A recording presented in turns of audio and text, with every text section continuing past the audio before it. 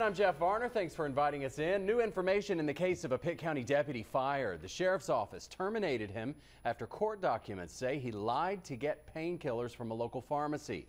It's a story Not on Your Side was the first to report. Andrew Ruiz is on the case today.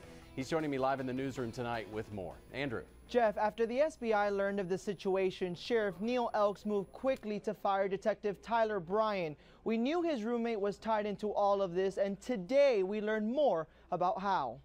We had no indication this was going on. These officers know better. I know it's bad, looks bad, and we're not going to tolerate it. One day after the SBI arrest of Pitt County Sheriff's detective, Sheriff Neil Elks calls his actions unacceptable. We will not tolerate this kind of behavior.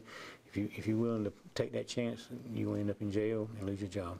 Newly fired, Tyler Bryan appeared before a judge this morning on charges of obtaining a controlled substance by fraud. Arrest warrants show he filled a prescription for a painkiller, then lied to the pharmacist, accusing them of shorting him 41 pills. The pharmacy gave him those pills, but an audit later showed he lied. I don't think it's right.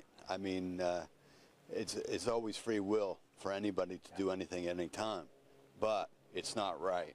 Court documents show Bryan's roommate might also be involved. The SBI arrested Paul Arnold last week for doctor shopping.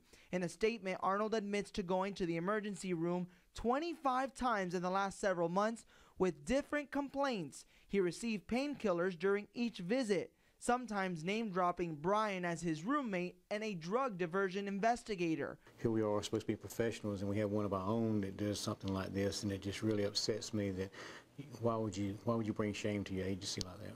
Arnold says it doesn't end there. He told investigators Bryan brought home 5 to 6 large amounts of prescription medications from medicine drop boxes from around the county. He says Bryan claimed the pills were not evidence and not being tracked.